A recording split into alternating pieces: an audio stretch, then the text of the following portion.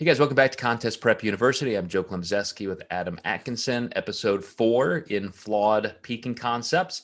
And we're gonna stick with this theme of extreme. It seems like everything that we're talking about, Adam, has some extreme component of something. But the loading mechanisms, I was talking to Eric Helms a few weeks ago, and he said, you're the one who popularized front loading, like you're a front loader. And I was like, no, I'm not.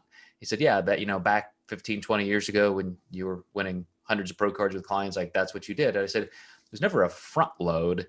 I just got rid of the back load. Like I just kind of kept people even. So I would bring people up to a normal level, but it wasn't a load. My goal was to just keep everything kind of normal and then start to progress, maybe taper off if we're a little bit too full, getting too close to spill over. But then, the way I do a progressive linear load now had a couple components to the week instead of just, maybe straight linear. But there was never anything extreme about it. But yet today, there are still people who do an extreme front load or an extreme back load. And we already talked about doing the entire sodium depletion and in all of that in water. So we'll put that to the side. But just in terms of how you manage carbohydrates and overall calories, what do you think are the limits to those extremes? Because I guarantee an extreme method may be right for somebody at some point if they nail it. If they don't, there could be a really horrible outcome. But do you still lean towards some of those tools when you need to, Adam?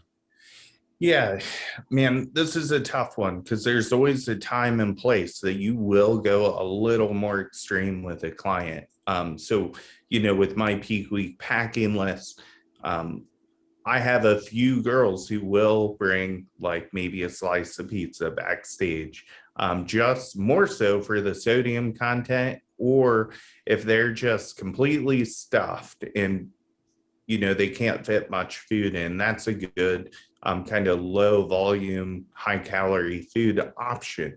Now, first, we want to make sure they digest it well. Do they, eat similar things? Do they make this pizza by hand? Some people do well with a burger because it might be something that they've ate for refeed meals throughout their prep. So there's that few people who are probably going to need a little bit of an extreme. But I would say in most cases, people can go in with a relatively gentle load and just manage them in. So it's going to be your extreme ectomorphs that might need that more extreme stuff. When you work with the mesos and the endos, we don't usually use those tools as often. Well, let me give a quick kind of worst case scenario.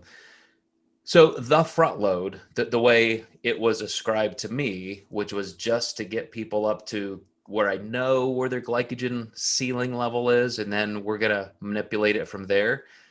If you do more than that, if it's an actual load, well, homeostatically your body's going to rebound. You've eaten more than you needed. You're trying to create this super compensation effect on the front end of the week.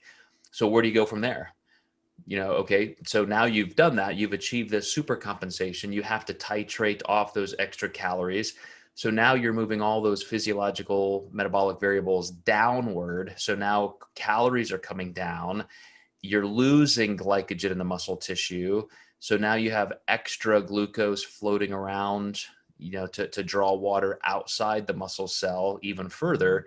And you're getting a little bit flatter because now you're getting you're reducing your glycogen. So you almost have to then double dip and try and recreate a little fullness.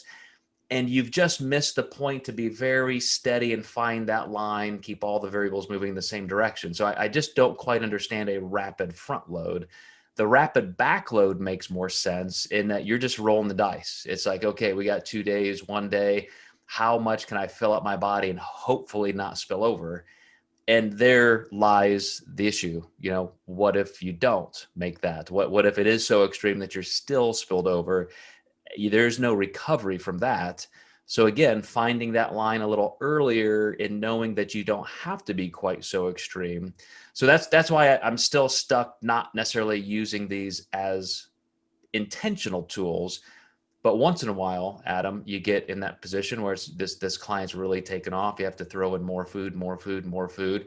All of a sudden, it feels like you're doing a rapid backload because you're accelerating calories so much. But that's my take anyway on why I don't necessarily plan something that extreme. Yeah, I had a client last year.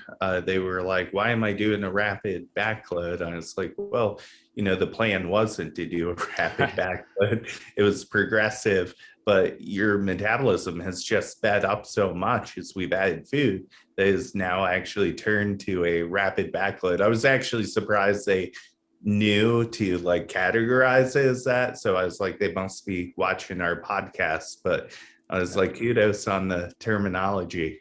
Yeah. All right, guys, we got one more episode for you. We're going to wrap it up next time on this series on flawed peaking concepts. We'll see you then.